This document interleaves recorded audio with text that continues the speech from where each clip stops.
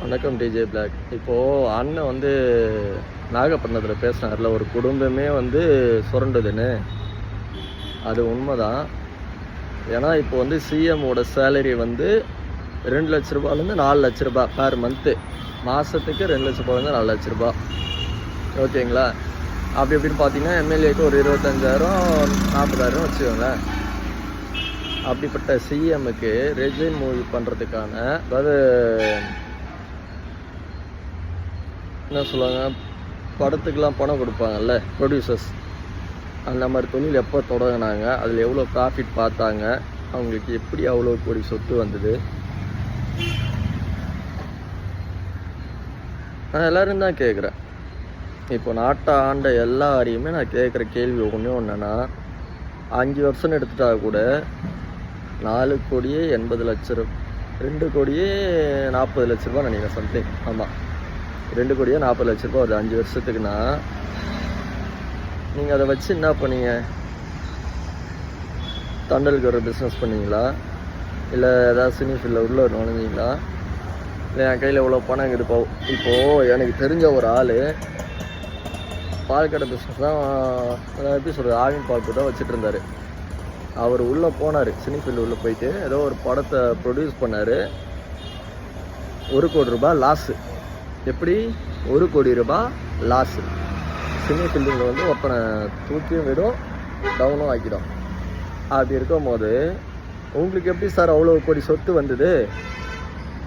இது மோடி சாருக்கும் பொருந்தும்,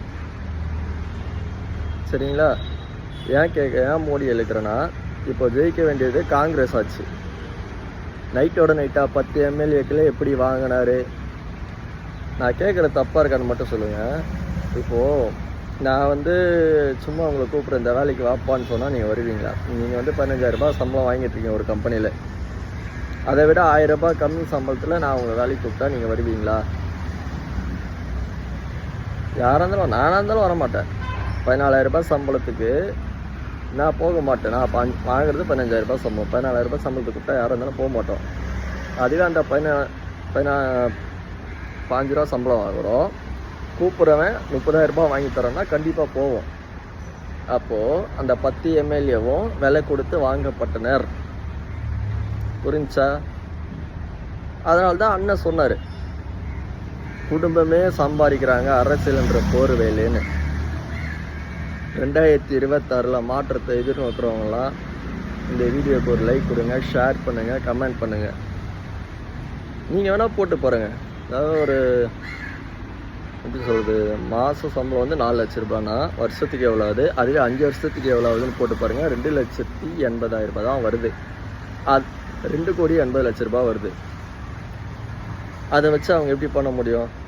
இப்போ ஃபைனான்ஸ் விட்டாலுமே நம்மளுக்கு ஏதோ ஒரு 2% லாபம் கிடைக்கும், அவ்வளோதான். அவங்களுக்கு எப்படி இவ்வளோ கோடி சொத்து வந்தது? ரேஞ்ச் ஓவர் காரோட விலை எவ்வளோ தெரியுமா? 80 லட்ச ரூபா, 1 கோடி 30 லட்ச ரூபாவும் அது. சரி, அதுக்கு வாங்கிட்டீங்கன்னு வச்சுக்கோங்களேன், எப்படி வந்தது? எல்லாம் நம்ம காசு, நம்மளோட வரி, நம்மளோட நிதி உதவி, நம்ம பேரில் வாங்கின கடன். புரிஞ்சுக்கிட்டு தெரிஞ்சுக்கிட்டு 2026 நீங்கள் இந்த ஒரு வரல சரியான ஆளுக்கு உபயோகப்படுத்துங்க, உண்மையான ஆளுக்கு உபயோகப்படுத்துங்க. இந்த வீடியோ உங்களுக்கு பிடிச்சிருந்தா like and share and comment. இந்த வீடியோ வந்து ஒரு 2K போயிடுச்சுன்னா எல்லோரும் மாற்றம் விரும்புகிறீங்கன்னு நினைக்கிறேன். பார்ப்போம்.